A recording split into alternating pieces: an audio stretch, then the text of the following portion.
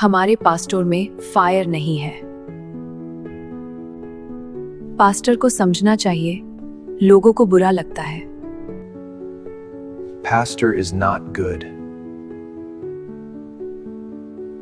तुम कैसे पास्टर हो? मैं चर्च लीव कर रही हूँ।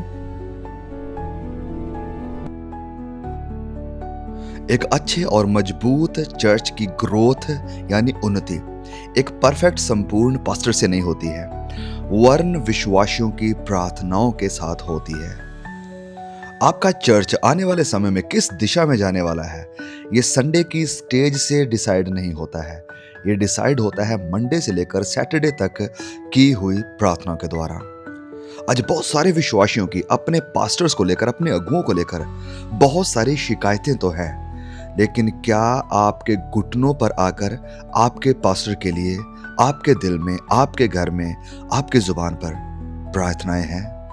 आज हम शिकायतें करते हुए बहुत आसानी से कह देते हैं, ओ हमारा पास्टर स्ट्रांग नहीं है, हमारा पास्टर हमें समझता नहीं है, हमारा पास्टर चेंज हो जाना चाहिए, हमारे पास्टर में फायर नहीं है, हमारा पास्टर तो हमारे घर में नहीं आता, बाकी सबके घर में आता है। लेकिन कभी ये सोचा आपने कि शायद जो तुम्हें बाहर से कमजोर दिखाई दे रहा है, कलीसिया, विश्वासी और परिवार की चिंताओं से दबा हुआ एक इंसान है, जो शायद आपको बाहर से बड़ा स्ट्रांग भी दिखाई दे रहा है, लेकिन अंदर से पूरा थका हुआ है, जो बाहर से आपको थका हुआ भी दिखाई दे रहा है, स्लो, धीमा दिखाई दे रहा है, सुस्त दिखाई दे रहा है। आपको क्या पता कि वो पूरी रात भर आपके लिए, कलीसिया के लिए रोता हुआ आया है, जो आपको चुपचाप शांत दिखाई दे रहा है। आपको क्या पता कि वो किसी परिवार के टूटने से बचाने के लिए लड़ता हुआ आया है। ये जो आज का मैसेज है, ये कोई इमोशनल ड्रामा नहीं है, ये सच्चाई है। यस, ये मैसेज सच्चाई है। और आज हम बात करेंगे कि your pastor needs your prayer more than you ever realize, कि आपके पास्टर को, आपके खादिम, आपकी जो सेवा करने वाला है, जो चर्च का अगुआ है, उसे आपकी प्रार्थनाओं की आवश्यकता है, उससे भी कहीं ज्यादा जितना शायद आप एहसास करते हैं। इब्रानियों अध्याय 13 वचन 17 में लिखा है कि obey your leaders and submit to them for they keep watch over your souls as those who must give an account. Hindi में लिखा है, अपने अगुओं की मानो और उनके अधीन रहो, क्योंकि वह उनकी नाई तुम्हारे प्राणों के लिए जागते रहते, जिन्हें लेखा देना पड़ेगा। लेखा देना यानी हिसाब देना पड़ेगा। तो आपके पास्टर आपकी सैलरी का हिसाब नहीं देंगे, आपकी कार का हिसाब नहीं देंगे, पर तुम्हारी आत्मा, तुम्हारी रूह का हिसाब देंगे। तुम्हारा पास्टर तुम्हारी आत्मा का सिक्योरिटी गार्ड है। तुम चैन से सोते हो, लेकिन किसी और की नींदें तुम्हारे लिए कुर्बान होती है। वो तुम्हारे विषयों को लेकर, तुम्हारी रिक्वेस्ट को लेकर, तुम्हारे बोझ को लेकर प्रार्थनाओं में बैठता है। तुम अपने पास्टर को सिर्फ चर्च के अंदर स्टेज पर देखते हो, लेकिन आपके पास्टर की असल लड़ाई चर्च के बाहर चल रही होती है। तुम उसे सूट में देखते हो, सजा धजा देखते हो, पर उसने उसी दिन शमशान में किसी के हाथ को पकड़कर रोते हुए हिम्मत दी है, दिलासा दिया है, तसल्ली दी है, उसे इनकरेज किया है। तुम इसे माइक में बोलते हुए सुनते हो, पर उसकी खुद की जिंदगी प्रार्थना वाले कमरे में खुद हिल चुकी होती है। पास्टर की जिंदगी को थोड़ा सा देखें। हर रोती हुई माँ का बोझ, हर टूटे हुए घर का बोझ, हर भटके हुए जवान का बोझ, हर बीमार शरीर की पुकार, हर जवान जो नौकरी की तलाश में है उसका बोझ, हर एक जवान भाई या बहन जिसकी शादी नहीं हो रही उसका बोझ, हर एक बहन जिसको बच्चा नहीं हो रहा है उसका बोझ, हर चुपचाप मरते हुए विश्वास की चीख उसके दिल पर होती है। पर वो स्टेज पर मुस्कुराते हुए कहता है, प्रेज द लॉर्ड कलीसिया। लेकिन कलीसिया में कितने ऐसे लोग हैं जिनके बोझ को वो अपने सीने में लिए फिरता है। तुम्हारा पास्टर सिर्फ इंसान से नहीं लड़ता, वो अंधकार की ताकतों से भी लड़ता है।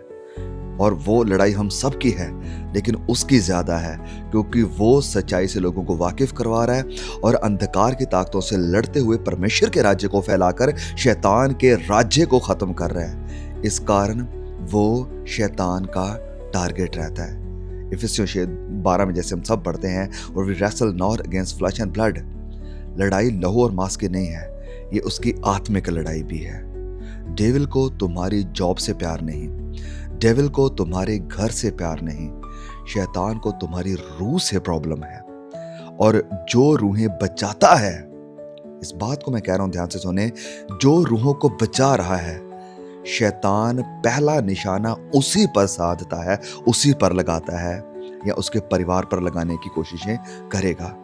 इसलिए उसकी फैमिली पर हमला होता है, उसके बच्चों पर प्रेशर होता है, उसके मन पर डिप्रेशन का वार होता है, उसके हेल्थ पर अटैक होता है, मेंटली उसे प्रेशराइज करने की कोशिशें करी जाती है। और अगर तुम प्रार्थना नहीं करोगे उसके लिए, तो वो अकेला लड़ता रहेगा, और वो लड़ता रहेगा, वो पीछे नहीं हटेगा, क्योंकि वो बुलाया इसीलिए गया है। लेकिन क्या आप उसका साथ देंगे? क्या आप उसके लिए खड़े होंगे? जैसे मूसा जब प्रार्थना कर रहा था, उसके हाथ थक गए थे, नीचे गिरते थे, लेकिन साथ में 2 लोग खड़े थे जो उसके हाथों को उठाते थे। क्या आप अपने पास्टर के लिए वो सहारा बनेंगे जो उसके हाथों को उठाएंगे और उसके इस युद्ध में, इस लड़ाई में उसका साथ देंगे? और मैं चाहता हूं कि आप इस भलाई को कभी ना भूलें जो आप करेंगे अपने पास्टर के लिए, प्रार्थना करके, उसकी मदद करके, उसको सपोर्ट करके। तुम सिर्फ अपने पास्टर के लिए प्रार्थना नहीं करते।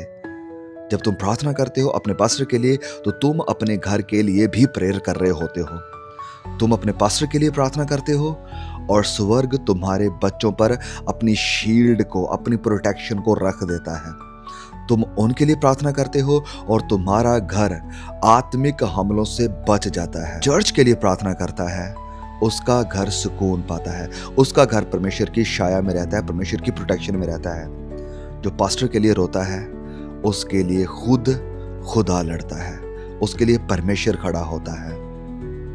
और मैं चाहता हूं कि हम इस बात को भी याद रखें कि जब कलीसिया प्रार्थना नहीं करती, प्रार्थना ना करने वाला चर्च कमजोर चर्च है, बिना विजन के चल रहा चर्च है, बिना ग्रोथ का चर्च है। जब चर्च पास्टर को सिर्फ क्रिटिसाइज करता है और प्रार्थना नहीं करता, तो वो अपनी ही छत गिरा रहा होता है।